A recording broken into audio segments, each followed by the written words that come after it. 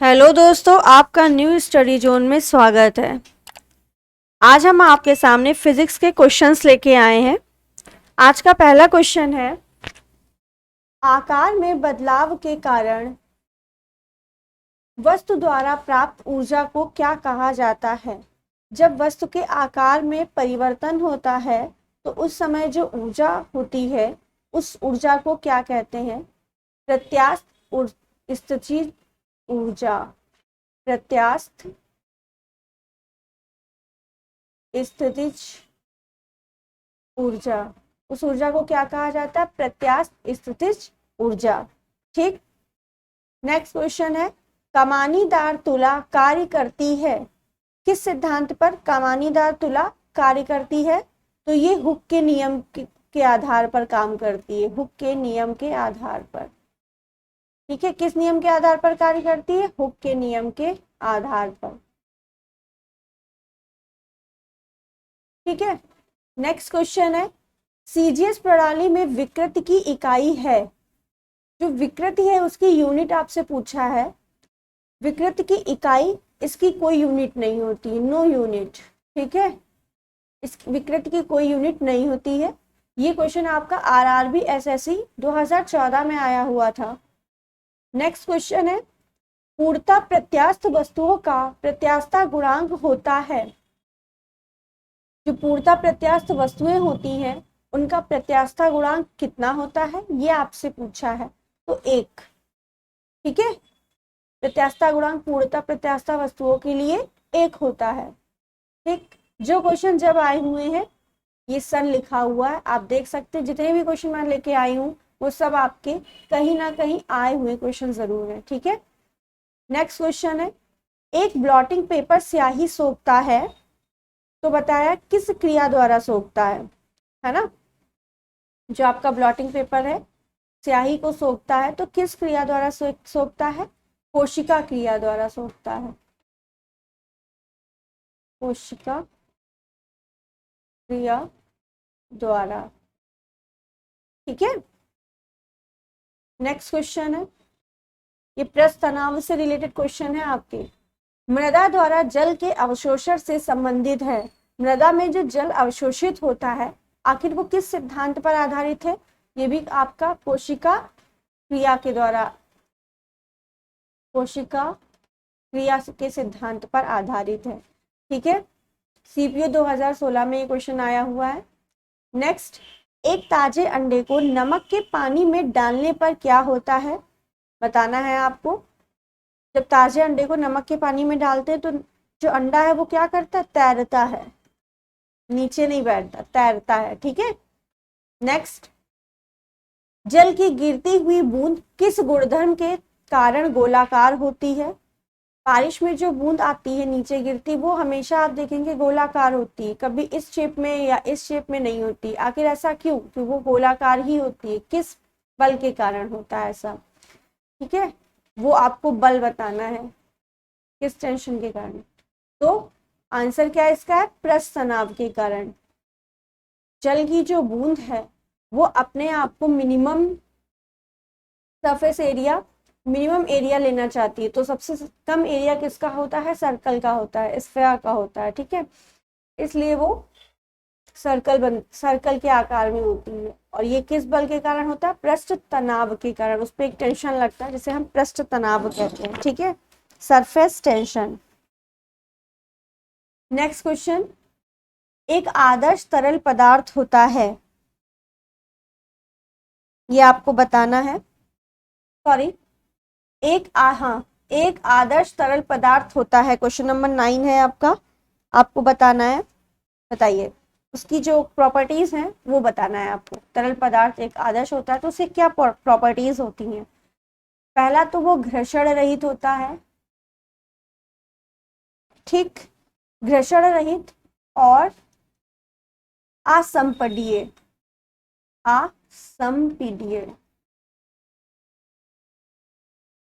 ठीक है, घर्षण रहित और असंपीड्य होता है एक तरल, आदर्श तरल पदार्थ। ठीक है। नेक्स्ट, किसी आदर्श द्रव्य की श्यानता होती है। कोई अगर आदर्श द्रव्य है उसकी श्यानता क्या होती है? 0 होती है। शून्य। किसी आदर्श द्रव्य की श्यानता शून्य होती है। नेक्स्ट, वायु के बुलबुले तरल पदार्थ में किस कारण उठते हैं, यह आपको बताना है। कोई तरल पदार्थ है तो उसमें वायु के बुलबुले किसके कारण उठते हैं, ये बताना है आपको। बताइए। इसका आंसर है श्यानता और उत्प्लावन के कारण। श्यानता और उत्प्लावन, उत्प्लावन के कारण, प्लावन बल के कारण।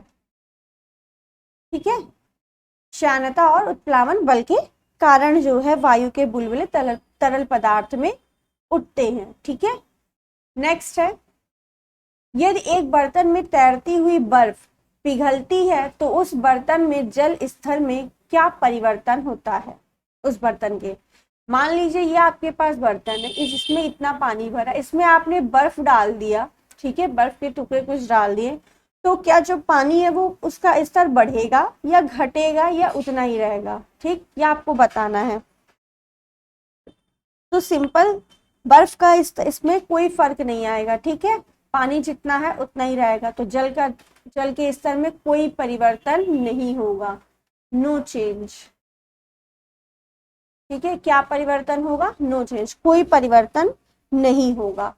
ठीक है, नेक्स्ट क्वेश्चन है, किस सिद्धांत के आधार पर वस्तुएं पानी में तैरती हैं, वो सिद्धांत आपको बताना है।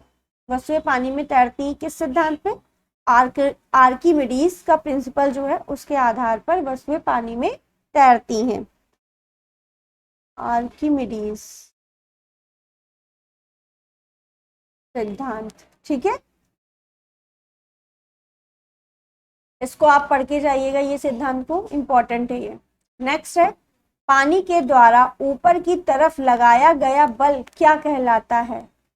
जो पानी है उसमें ऊपर जो बल लगता है उस बल को क्या कहते हैं, उत्प्लावक बल कहते हैं, उत्प्लावन बल, उत्प्लावन बल।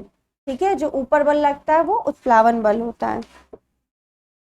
ठीक, नेक्स्ट एंड लास्ट क्वेश्चन, यदि कोई वस्तु तैरती है तो वस्तु पर जल द्वारा लगाया जाने वाला उत्क्षेप होगा, ये आपको बताना है। यदि कोई वस्तु तैरती है तो वस्तु पर जल द्वारा लगाया जाने वाला उत्क्षेप बल होगा, बताइए। उत्क्षेप बल होगा,